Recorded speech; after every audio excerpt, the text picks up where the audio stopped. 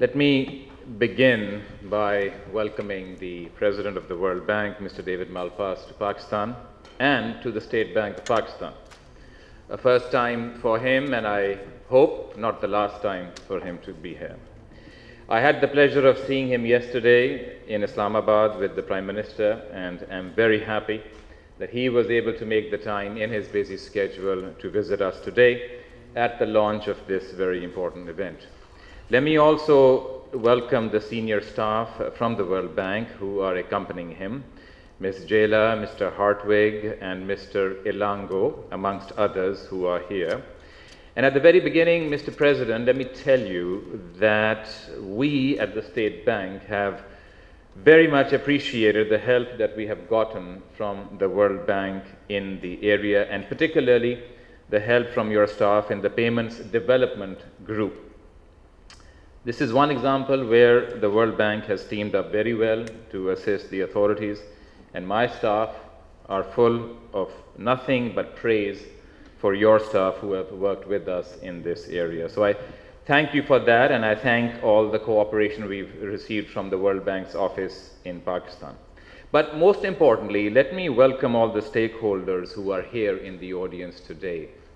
You represent banks, you represent fintechs, you represent other institutions, and you are the most important people with us here today, because what we are launching today, your ownership of it and the way you take it forward will ultimately make it successful. So I welcome you and I thank you for making the time to be here today.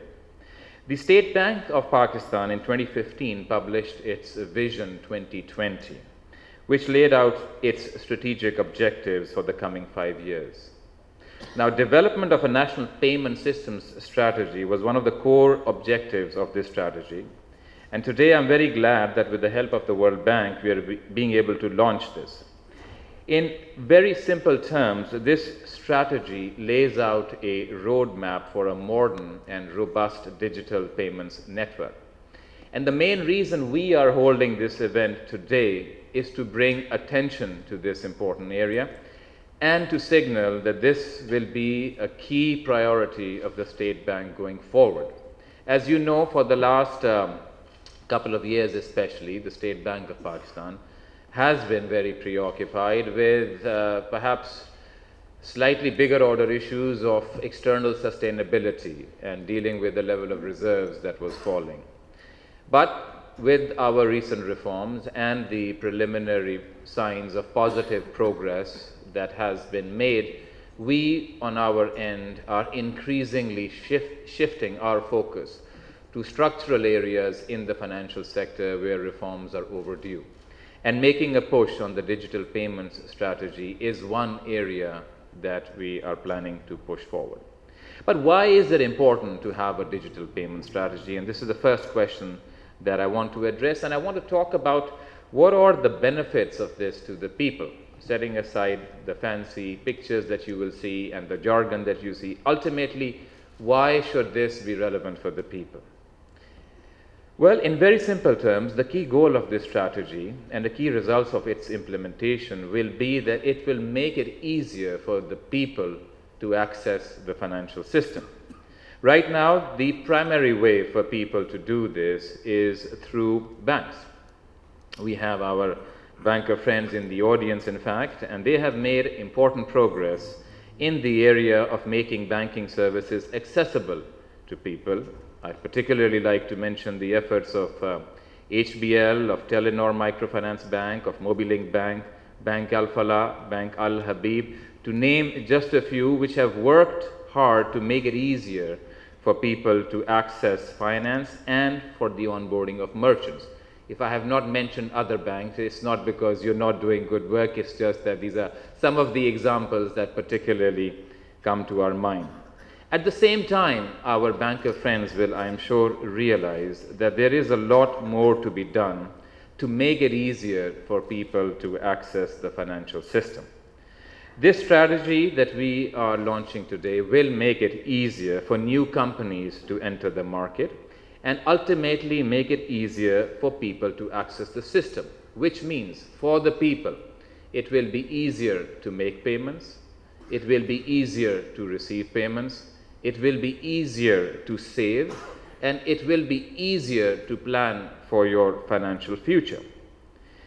Giving people greater return on their savings is a particularly important area which we hope will also be addressed by further digitization and further financial access. Let me give you one example.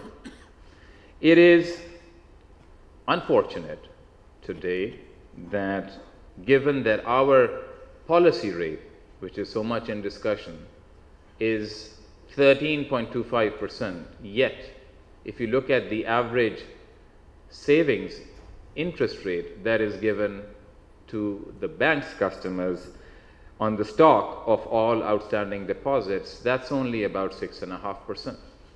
We want greater returns on savings so that that is a way in which savings can be encouraged.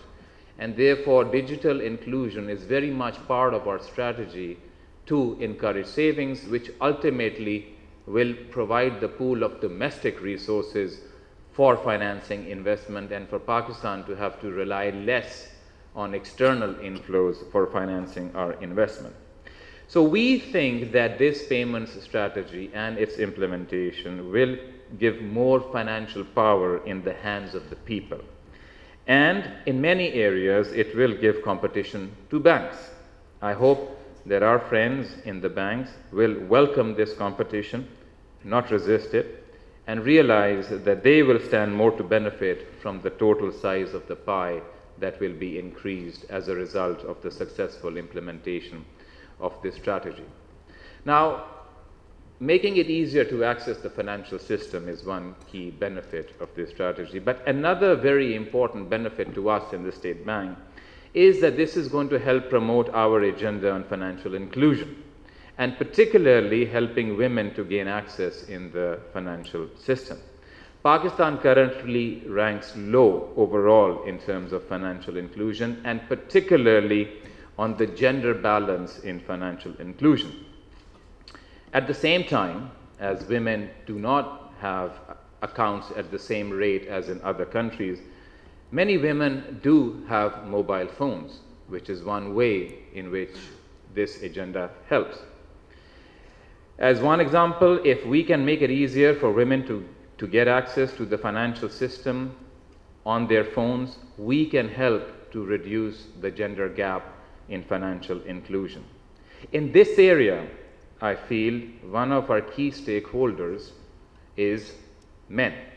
In fact, most of you in the audience are men. And we are a key stakeholder in this. While the payment strategy will make it easier to have access, it is important for us as men to encourage our wives, our mothers, our sisters, our daughters to make more use of this, and more generally to encourage women to have access to the financial system. Now, while these are some of the benefits to the people that we think will come about from making progress on a digital strategy, there are also some benefits for the State Bank. First, a greater reliance on digital means that we have greater documentation of the economy, and we have less cash. The cost of cash right now for us is huge, and Pakistan is one of the countries that stands out for having a very large ratio of cash to deposits. It will also be our key responsibility, as well as the responsibility of the digital payments providers, to ensure cybersecurity and minimize the risks of electronic fraud. Let me say that enhancing cyber resilience will remain one of the key priorities of the State Bank. But despite these risks, let me tell you that I can safely say that for the people, it is safer to keep your money in a bank than it is to keep it as cash in your house, because as cash, it's subject to theft, it's subject to robbery, even taking into account the risks that may exist from fraud and from cybersecurity. It is much safer to save in the financial system than otherwise. So given all these benefits of a digital payment strategy, what is the role of the State Bank in this area? First, we fully own the National Payment System Strategy, and will work together with all relevant stakeholders for its implementation.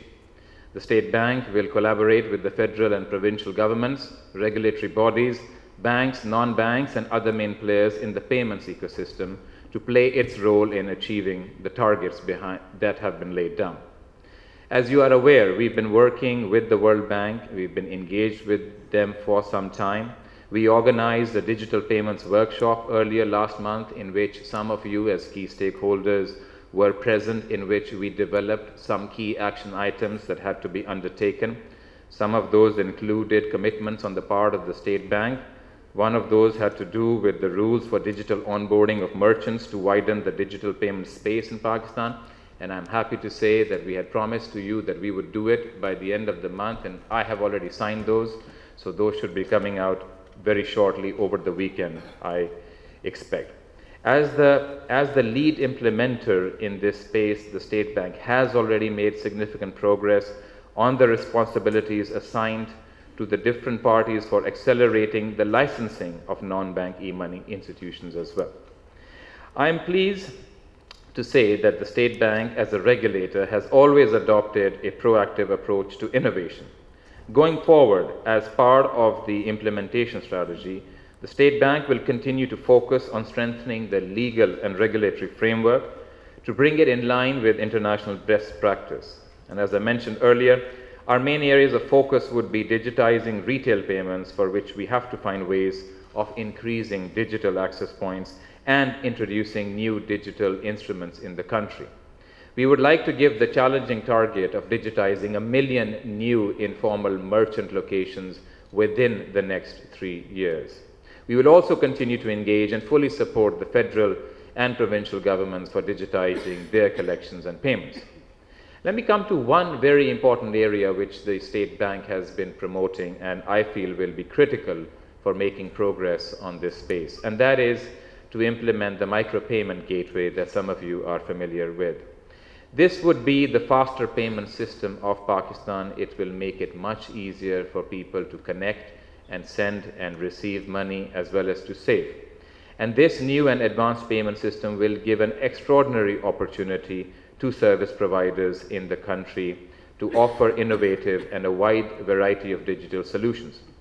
It is important and critical that there be ownership of this project, and particularly those institutions, including banks and others, are open to embracing it, because without the cooperation of all the key stakeholders, we will not be able to realize the intended benefits of the micropayments gateway. So I have to encourage all of the stakeholders to embrace it and tell us wherever you have concerns, so we can continue to organize meetings and areas of collaboration for you that any issues can be addressed.